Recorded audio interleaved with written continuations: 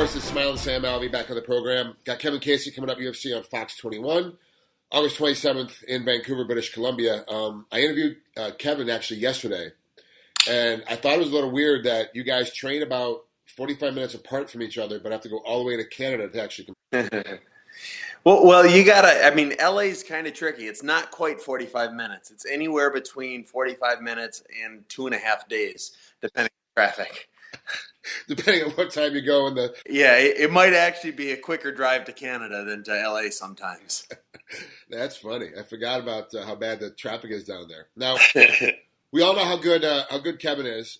He's very good first portion of the second round, great explosive power, amazingly good hand speed, great jiu-jitsu, obviously on the ground if he gets there. But then come middle of the second round and in the third rounds, he tends to fade. More so, everyone gets tired. It's a fight. More so than most other fighters at the weight class. He tends to fade really hard in the later rounds. Do you see the same thing that I'm seeing when I watch fights on him? Maybe even more so. Come round 2, he looks like a different fighter, and come round 3, he doesn't. I mean, he really hits him round 3. But you know what? He's an athletic guy. I mean, he's one of the more athletic fighters I fought. He reminds me a little bit of Derek Brunson, who's got that good wrestling base or good grappling base, but then they're an athlete on top of it. So yeah, there's plenty to be worried about, but I've had a great camp, and I'm pretty confident in the strategy we've got going forwards. We talked before the Brunson fight, we talked before the Elias fight, and then of course we talked before the Eric fight, Spicely fight. We talked about with Theodoro, you didn't seem to pull the trigger at all. He kind of hunt and pecked, and it wasn't the right fight. You didn't plan for that kind of fight. You thought he would come at you a different way. Yeah, that fight was such a bummer. It wasn't really a fight. It might have been, and you'd know, it was probably the first fight I've ever walked forwards in. I've always been kind of a walk backwards kind of guy, and to me, it felt like Elias. He had his game plan, and his game plan was to not fight me, and I didn't do nearly enough to make him engage or to engage myself. It was during the fight. I remember I felt so frustrated because I couldn't get him to do anything but dance on the outside and kick, and I couldn't get myself to do enough to get him to do anything else either.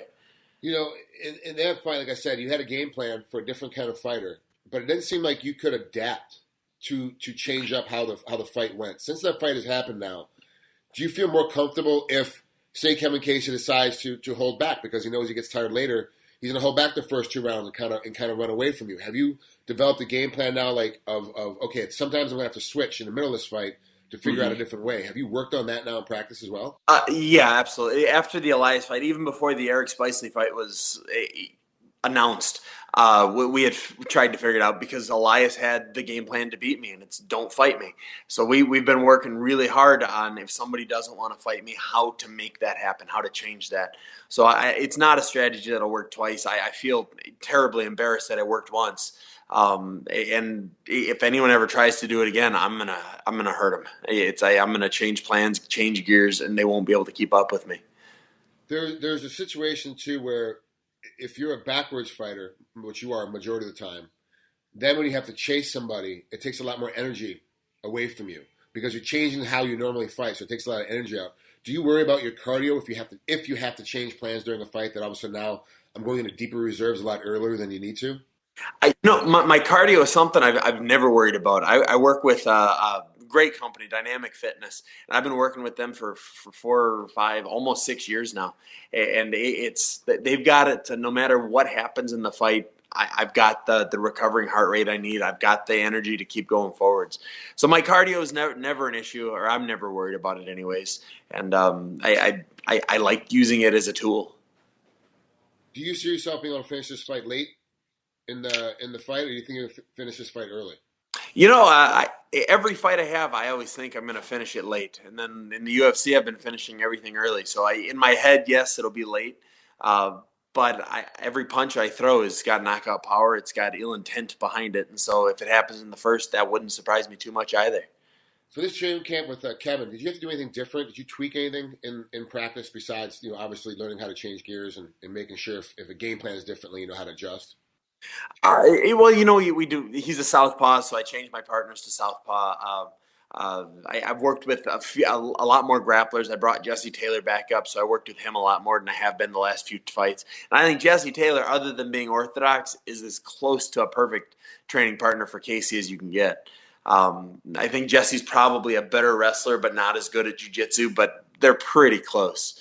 So a lot of it is my training partners just being there for me and working hard with me. Now you said you brought Jesse Taylor back up and used him a lot more. Doesn't he train with you guys anyway? Off and on, he has a job at another gym a little further south. But when he has a fight coming up, he'll come up, work with us once or twice a week. If we need him, we'll bring him up. But for this camp, I brought him up as often as I could, 3-4 times a week. Oh wow, okay. So how is it right now out there at Henderson's camp? Is it still just as obviously with Dan coming up with his fight with Bisbing, it's got to have a lot of energy, a lot of heat in it. But also Dan has announced that this is his last fight. He's out. After this fight, win, lose, or draw, he's going to retire. So what's the mood like over there right now?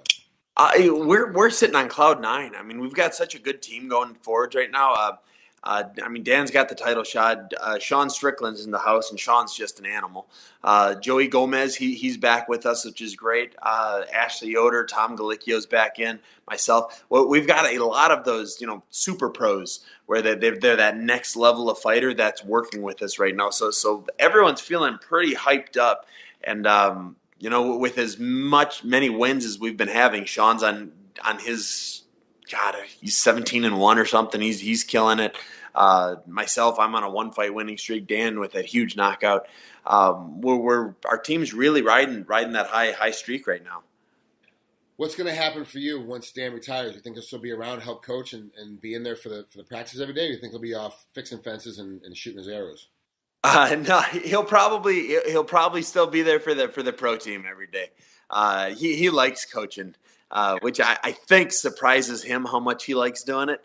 But he likes being in there. He likes giving his 2 cents, and he still beats us all up. It's so humbling being beat up by a 47-year-old man. It's nuts, and he does it. There's some, we hold our own. We're got some places where I've got the edge, he's got the edge. There are some places that if he gets you, it's just over. You spend the rest around trying to get out of that place. Yeah, he's always been that way. Super strong. His head doesn't move. He can't. It's tough to push his head away because his neck doesn't shift anywhere. So he's always kind of right at you with a battering ram. You can't ever get underneath his arms because he's really good at keeping his elbows in. And so if he gets a hold of you, it's like, man, this is just good. For the next 4.5 minutes, this is going to suck. Yes, God. And then while he's holding you down there, you're thinking about the next round. It's like, God, I'm going to be so tired in my next round. So nothing's changed. It's perfect. It's the exact same way I felt when I was training with him. Oh, nuts. Well, Sam, as always, great to talk to you. Great to catch up with you. This fight's going to be great. I really, and usually I've got big predictions for this fight. I'm telling you the same thing I told Kevin. Kevin Shy's got to catch you before the minute mark of the second round. If he doesn't catch you before then, he's just not going to have the energy. And I know that Kevin has worked on his cardio. He's been really working on his cardio, but for some reason it's just not translating into the fights. And if it goes late, then you're going to be able to pull it off. The thing is too is that you're going to win the decision if it goes all the way to the end because you're going to be more active come second round and third round where he starts to fade. Now I could be wrong. He could change his game up and actually, like I said, hold back a little bit the first round to save some of his energy. But this one is really tough for me to call because I actually respect both of you guys outside the cage and love your fights inside the cage. Usually it's much easier to be unbiased when I'm calling your fights when you're fighting somebody else, but with each other it's kind of like I almost have to throw this one out the way. But. Right.